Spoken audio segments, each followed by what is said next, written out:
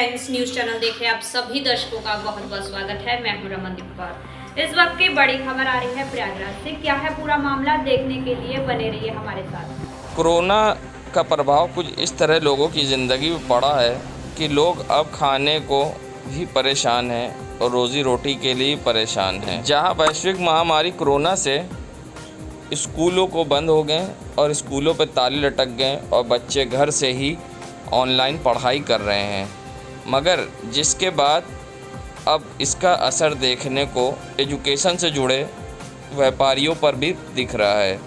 Online पढ़ाई हो रही है मगर किताबें कॉपी भी बिक रही हैं क्योंकि ये मुख्य है, मगर स्कूल बंद होने के कारण स्कूल बैग व्यापारी बहुत परेशान है। इस महीने में जब एडमिशन होता था तो उनकी दुकानों पे कस्टमरों की भीड़ होती थी, ना खाना खाने का टाइम होता था, ना पसीना पोंछने तक का।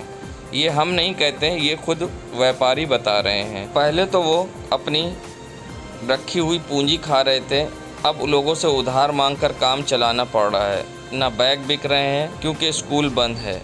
जब स्कूल बंद है तो बैग का क्या काम, और साथ ही अब उनको अपनी जीवन यापन में परेशानी हो रही, ना ही दुकान का रेंट दे पा रहे हैं, ना स्टाफ का, और घर चलाने में भी उधार लेना पड़ रहा है। यहाँ तक कि उनका कहना है कि अब तो ऐसा लगता है कोई और काम करना चाहिए। बहुत असर पड़ा है। एजुकेशन से जुड़े हुए जितने भी आइटम हैं वो सब पे असर पड़ गया। बैग तो एकदम ख़त्म हो गया भाई। स्कूल की फीस वगैरह तो कुछ ना कुछ मिल ही जा रही है, बच्चे जा रहे हैं, ऑनलाइन पढ़ रहे हैं। ये तो एकदम धराशायी हो गया कारोबार। अपना कारोबार को देखते हुए तकलीफ होने लगी है कि ये काम चेंज कर दें या कोई दूसरा काम करें। न तो कुछ कर नहीं पा रहे हैं, न बच्चों की फीस जमा कर पा रहे हैं, न किराया दे पा रहे, रेंट दे पा रहे हैं, और भी बहुत तकलीफें आ गई हैं इस काम से जुड़े हुए। एकदम खत्म। स्कूल जब खुलेगा नहीं तो कहाँ से सेल होगी। आप लोग का जीवन यापन हो रहा है? जीवन यापन अभी तक पूंजी खा रहे थे, अब ले दे के काम के चला रहे हैं।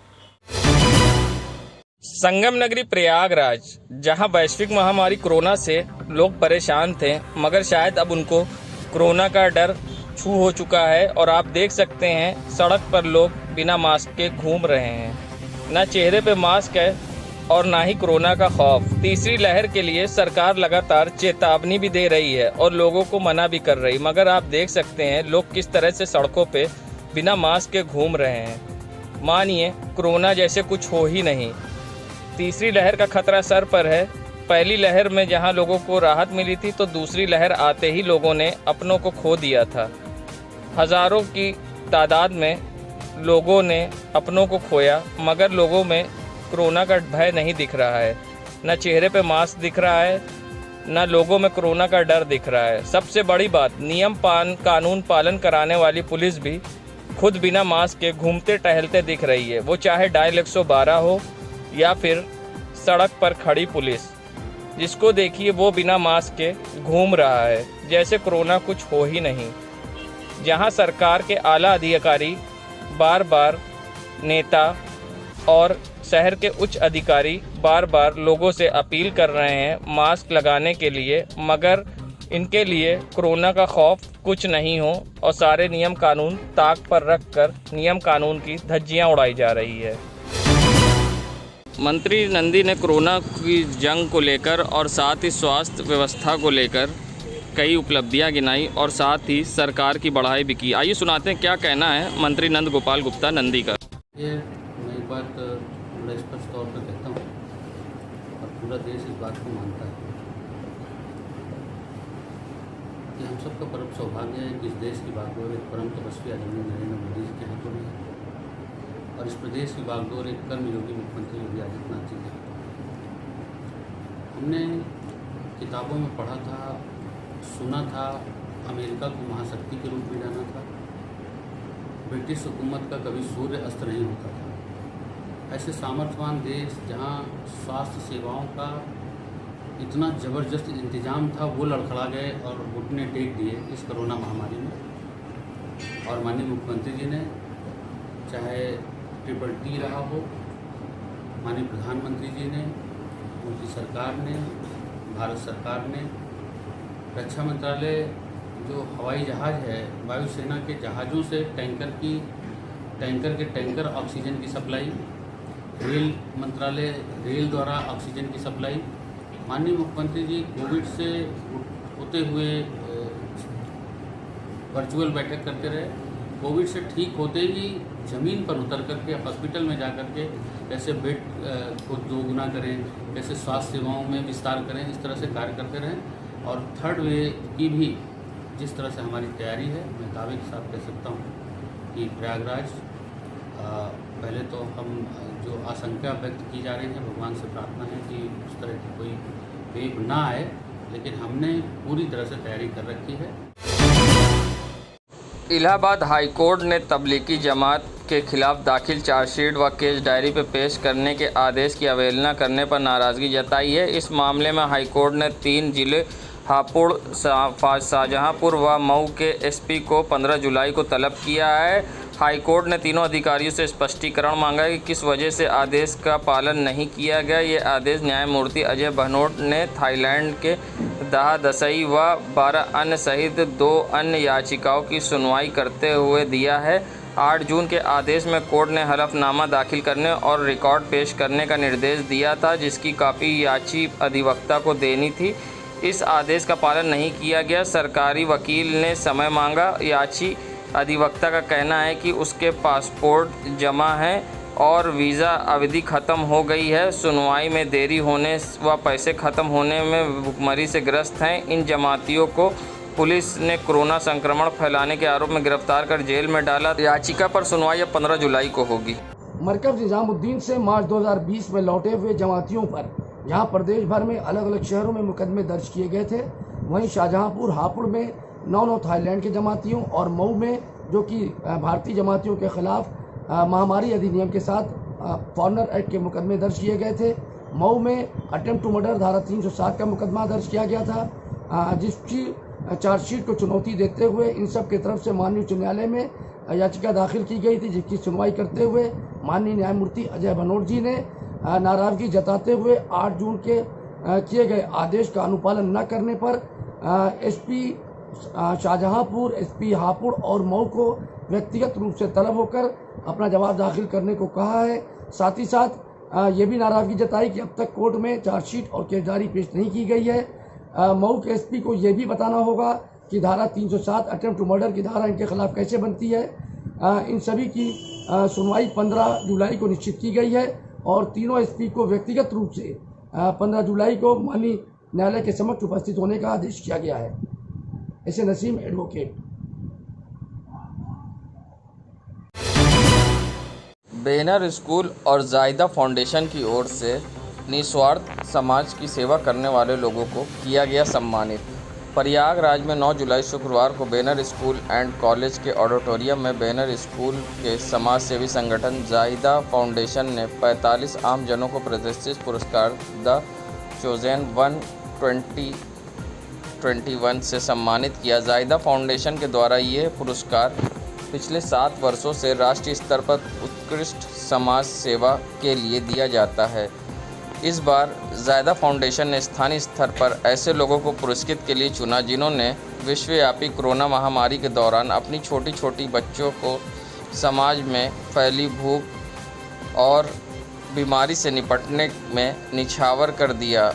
किसी ने खाने की व्यवस्था की तो किसी ने दवा की, किसी ने ऑक्सीजन सिलेंडर की तो किसी ने ऑक्सीजन कंसंट्रेटर की व्यवस्था कराई।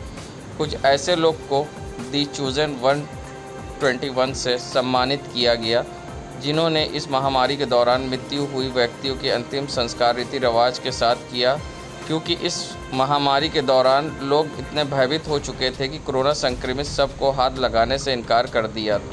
वहीं जायदा फाउंडेशन की ओर से वर्ल्ड मीडिया टाइम्स के संवाददाता अनवर खान को भी सम्मानित किया गया उनकी समाज सेवी कार्य की लगन को देखते हुए।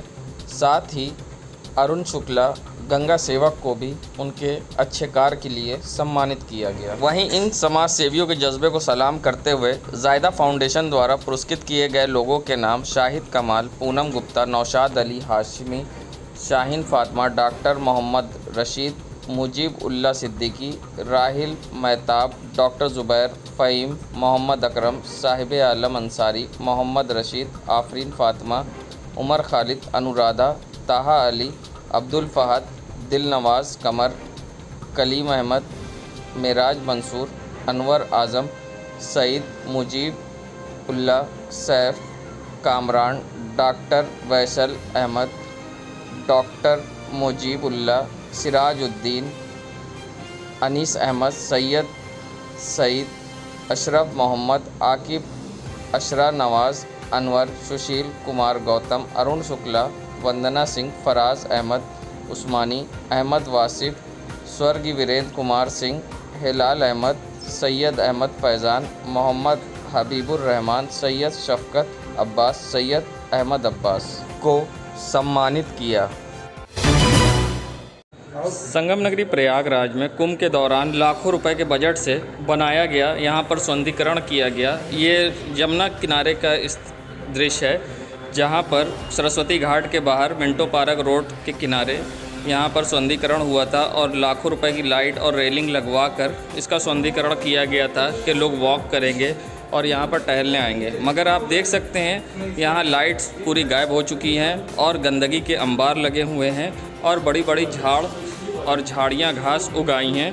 और आप देख रहे हैं यहाँ के लोगों का कहना है कि नशेड़ी लोग टाइप के यहाँ पर आते हैं जो कि यहाँ से लाइट और रेलिंग उखाड़ ले गए हैं। और सबसे बड़ी बात, अब ये शौचालय के लिए लोगों के स्थान सी बन गई है। ना कोई यहाँ पर देख रेख करने वाला है और ना ही कोई सिक्योरिटी। लाखों रुपए सरकार के इसी तरह से बर्बाद हुए हैं। आप देख सकते हैं, आखिर इसका जवाब देगा कौन? के मेले में बना था जब इसकी सफाई हो रही थी, अब कुंभ के बाद कोई सफाई ना कोई देखभाल हुआ। गंदगी का अंबार भी यहाँ लगा हुआ है, गंदगी मोहाल लगा हुआ। ये बताइए, सब जो लाइटें लगी थी सौंदर्यीकरण लाखों रुपए से, ये सब गायब हो गई हैं यहाँ से? नहीं लाइटें तो है ही नहीं, जो अंडे ये अंदर लगे हैं इसके पीछे आपके, ये सब तो सब गायब हो गए हैं। तो ये सब नशेड़ी लोग इसके अंदर जाते हैं और क्या हैं, वही सब गायब करे हैं। हाँ वही सब गायब। अच्छा, कोई देख रेख नहीं होती? देखभाल नहीं है तो गायब तो करेंगे ही। हाँ, क्या नाम है आपका? हमारा छोटे का। संगम नगरी प्रयागराज में कोविड गाइडलाइन पालन कराने के लिए आला अधिकारी जहां लोगों से बार बार अपील कर रहे हैं, मगर अब लोग शायद सुनने को तैयार नहीं हैं। अब सोशल मीडिया पर एक वीडियो वायरल हो रहा है जिसमें कोविड गाइडलाइन और सोशल डिस्टेंसिंग की जमकर धज्जियां उड़ाई जा रही हैं। ये वीडियो है विशाल मेगा मार्ट का, जहां पर लोग ना ही मास्क लगाए हैं और ना ही सोशल डिस्टेंसिंग का पालन कर रहे हैं। कुछ लोगों ने मास्क लगा रखा है मगर कुछ लोगों ने चेहरे पे मास्क लगा कर भी नीचे कर रखा है। आप देख सकते हैं यहाँ किस तरह से सोशल डिस्टेंसिंग की जमकर धज्जियाँ उड़ाई। यहाँ सरकार कोरोना काल में मॉल खोलने की बात कह दी है मगर उसके बावजूद नियम कानून पालन नहीं हो रहा। खुश हो जाइए, आप प्रयागराज स्मार्ट सिटी में हैं। प्रयागराज स्मार्ट सिटी द्वारा स्थापित ये मिंटो पार्क स्थित एक्सरसाइज करने के लिए पार्क में लगाई गई मशीनें, और आप देख सकते हैं किस तरह से यहाँ नई मशीनें तो लगा दी गई हैं मगर बगल में ये आप देख रहे हैं किस तरह से यहाँ की ज़मीनें हैं, और या फिर उसके दूसरी तरफ जो कच्ची ज़मीनें हैं जहाँ पर गंदगी के अंबार फैले हुए हैं। और साथ में आवारा पशु भी हैं। यहाँ पर निराला जी की मूर्ति भी लगी है मगर यहाँ के स्थानीय लोगों से बात किया तो पता चला यहाँ पर नशाखोर भी आते हैं और बैठ के करते हैं, जिसके कारण ना कोई यहाँ पर एक्सरसाइज करने आता और गंदगी के अंबार जहाँ। तो भैया ये गंदगी ज़्यादा लगी है, देखो इधर। हाँ ठीक है, निराला जी का ये स्थान है। हाँ, तो यहाँ पर क्या जो गंदगी, यहाँ पे जानवर पक्षी वगैरह सब आते हैं हमेशा यहाँ एक्सरसाइज की मशीन लगी है मगर यहाँ कोई आता नहीं है। कभी कभी आते हैं, कभी कभी नहीं। अच्छा, गंदगी इसी तरह से रहती है यहाँ पे? गंदगी इसी तरीके नशेड़ी सेड़ी भी यहाँ बैठे रहते हैं क्या? आते सब हैं यहाँ। शहर दक्षिणी के कटघर चौराहे के पास आप देख सकते हैं अपनी स्क्रीन पे किस तरह से आवारा पशु गंदगी खा रहे हैं और गंदगी मचा रहे हैं। ये इलाका है कटघर इलाके का, जहाँ कटघर चौराहे पर यहीं पर मंदिर भी है और कुछ खाने पीने की दुकानें हैं, मगर ये दुकानों के बाहर गंदगी फैलाते आवारा पशु और गंदगी खाते हुए आवारा पशु। आप देख सकते हैं नगर निगम की किस तरह से सब स्वच्छता की कलाई खुल गई है और यहाँ पर किस तरह से स्वच्छ भारत अभियान का एक साक्षात दृश्य दिख रहा है। और ये कटघर चौराहा है जो कि गौतम सिनेमा के पास है, जहाँ पर ये आवारा पशु टहल रहे हैं। जब स्थानीय लोगों से बात करी तो पता चला कि ये मोहल्ले के हैं और रोज़ की यहीं टहलते रहते हैं। तो ये जानवर जो टहल रहे हैं किसके हैं, क्या है? अरे जब मोहल्ले के हैं और क्या है। अच्छा, यानी ऐसे ही खुले में टहलते रहते हैं। क्या नाम है आपका? शेरू। खुश हो जाइए, आप स्मार्ट सिटी प्रयागराज में हैं। जी हाँ, ये प्रयागराज का नज़ारा है जहाँ पर भैंसें और गाड़ियाँ दोनों रोड पर एक साथ चलती हैं, जहाँ पर विकास की गंगा बहती है, जहाँ सरकार के द्वारा स्वच्छ भारत अभियान की चर्चा होती है। आप देख सकते हैं किस तरह से भैंस और गाड़ियाँ यहाँ साथ साथ चलती हैं। ये नज़ारा है प्रयागराज की सड़कों का, जहाँ पर विकास की धारा बहती है। आप देख सकते हैं भैंसों को किस तरह से सड़क पर घूम रही हैं, कार के साथ दौड़ रही हैं और सड़क पर घूम रही हैं। ना इन्हें कोई रोकने वाला है, ना कोई टोकने वाला है, ना ही नगर निगम इसके लिए कोई कदम उठा रहा है। जो भी व्यवस्थाएं हैं वो कागज़ों तक सीमित है, क्योंकि ये स्मार्ट सिटी है। यहाँ गाड़ियाँ और भैंस साथ साथ चलती हैं और सड़क पर विकास की धारा। देश दुनिया की खबरों के लिए world media times news channel को सब्सक्राइब करें।